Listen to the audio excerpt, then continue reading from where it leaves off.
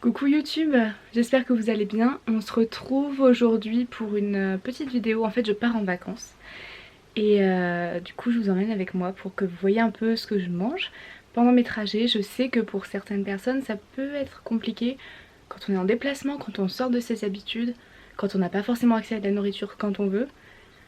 Ça peut être assez difficile, assez stressant, assez angoissant, on se compare aux autres, c'est... du coup là je suis prête, ma valise est prête.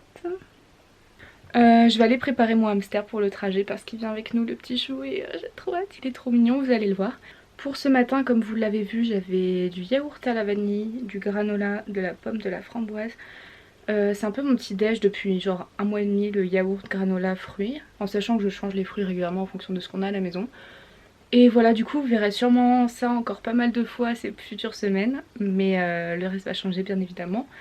Je vais tout vous montrer, on y va.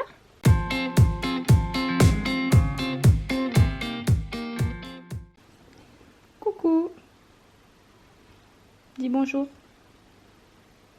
Maman elle m'a mis dans une toute petite cage. Le biberon de Spud est prêt. Celui de Clémentine aussi.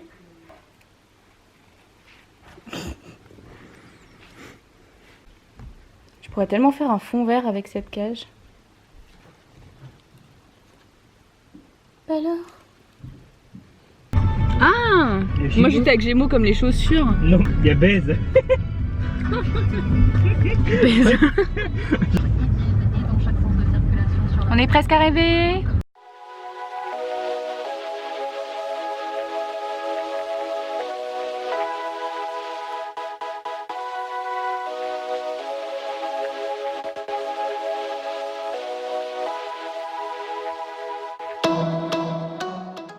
De Aix-en-Provence, c'est la foire des Oliviers.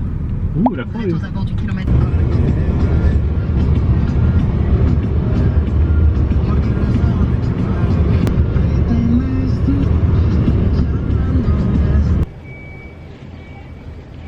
Salut tout le monde. Du coup là on est le soir à l'hôtel. Je parle pas très fort parce qu'il y a ma mère dans la pièce d'à côté. J'ai pas eu la possibilité de filmer, on était au restaurant en fait. On avait entrée, plat, dessert et heureusement pour moi il y avait une option vegan à chaque fois. Donc en entrée c'était des poivrons grillés avec une petite salade, genre salade tomate etc. En plat j'ai pris des pâtes à l'arrabbiata, très pimentées, c'était trop bon. Et en dessert on avait une salade de fruits. Donc tout ça était vegan, c'était cool. C'était pas trop, j'avais peur qu'un plat dessert soit trop vu qu'on a mangé à presque 22h. Mais ça allait. Du coup vous avez pu voir aujourd'hui qu'en fait j'ai beaucoup préparé ce que je faisais à manger parce que je sais que pour ma part qui suis végane c'est compliqué sur les aires d'autoroute de trouver quelque chose à part du taboulé et des carottes râpées. Et croyez-moi vraiment j'en ai bouffé du taboulé et des carottes râpées, j'en peux plus. Une autre chose très importante et intéressante c'est que par exemple l'après-midi j'avais super faim, franchement j'ai cru, j'avais mal dans tout mon corps tellement j'avais faim et on était dans les bouchons. Et on ne pouvait pas s'arrêter et mon frère, mon père qui avait beaucoup moins mangé que moi le midi avait pas spécialement faim. Et c'est pas grave en fait, on est tous différents, on est tous un peu réglés différemment, on a des habitudes différentes. Et je sais que moi je prends toujours un goûter l'après-midi, mon père jamais. J'avais je crevais la dalle. Et pourtant mon père est un homme âgé, mon frère est un jeune adulte, fin adolescent, qui mesure presque 1m90 enfin. Et pourtant j'avais plus faim qu'eux. Et c'est ok. Par contre ce que je recommanderais le plus pour des personnes malades, ce serait vraiment de se challenger pendant ces trajets. Justement de pas se dire je prépare toute ma nourriture pour être rassurée, mais partir un peu à l'aventure presque. Et ne rien prévoir, et c'est ça qui est compliqué. Et des fois on peut paniquer, etc. Mais c'est vraiment la bonne chose à faire pour avancer. Je viens juste de regarder ce que j'ai filmé, je voudrais compléter parce que quand j'ai filmé ça, j'étais quand même assez fatiguée et j'ai pas réussi à mettre des mots sur ce que je voulais dire. La première chose, c'est donc qu'il faut vraiment se challenger. Il faut pas vous dire je pars en trajet, du coup je prévois toute ma nourriture, comme ça je suis safe. Il faut sortir de votre zone de confort, sinon vous allez jamais avancer. Faut pas écouter la petite voix, il faut juste écouter ses envies. Vous vous arrêtez quelque part pour manger, vous mangez ce dont vous avez envie et vous mangez ce qui vous est proposé sur le lieu même. Ça va être stressant, ça va être angoissant, je le sais, je suis passée par là aussi, j'y passe encore parfois. Mais il faut vous dire que ce stress, ça vous fait pas de mal à vous, ça fait du mal à la maladie, mais vous, c'est pas grave, tant mieux, vous allez survivre, vous allez passer cette épreuve et ça ira mieux après. Donc vraiment la planification c'est la pire des choses, parce que si vous prévoyez tous vos repas, vous n'allez pas vous autoriser à manger plus si vous avez encore faim. Vous allez vous dire que si vous mangez plus c'est mal, que vous n'avez pas le droit de manger plus, qu'il y a quelque chose qui ne va pas avec vous, alors qu'en fait vous avez juste faim. Vous allez prévoir quoi? Une pomme pour goûter, ou alors 4 Oreos pour goûter, et si vous avez encore faim après ça, vous ne mangerez pas. Donc il ne faut pas prévoir. Cependant, ça ne doit pas non plus être une excuse pour ne pas prendre de nourriture avec vous. Ce que je conseillerais du coup au contraire, c'est de prendre beaucoup de snacks avec vous. Vous en prenez beaucoup, comme ça vous mangez quand vous avez faim, vous mangez ce que vous avez envie quand vous avez envie. Vous prenez une variété de snacks. Et si jamais vous avez envie de tout manger, c'est que votre corps en a besoin, il faut vous écouter, mangez tout, mais surtout vous privez pas.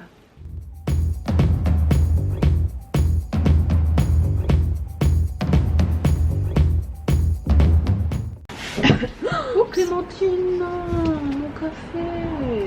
Bon, nous sommes arrivés en Espagne et du coup je vais tester des marques espagnoles. J'ai du Thoras. Putain, je peux pas filmer avec vous. Du coup il est sans sucre, 0% de sucre, mais je l'ai pas du tout fait exprès. C'était juste que le packaging m'a tiré. On avait qui avait l'air bien meilleur, mais c'était aussi beaucoup plus cher. Donc noir ou mangue. Veux-tu tester le chocolat? C'est des gros carrés. Il est un peu mou, il fait chaud. C'est à la mangue. Je croyais que t'en voulais pas.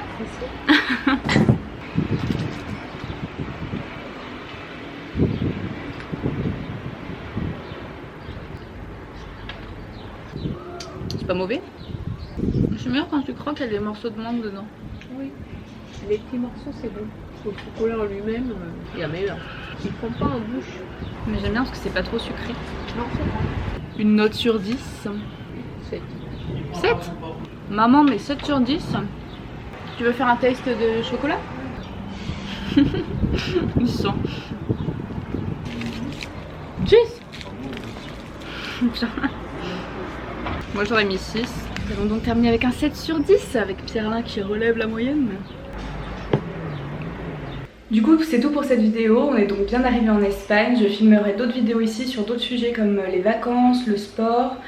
On verra pour la suite et je vous posterai tout ça. À bientôt.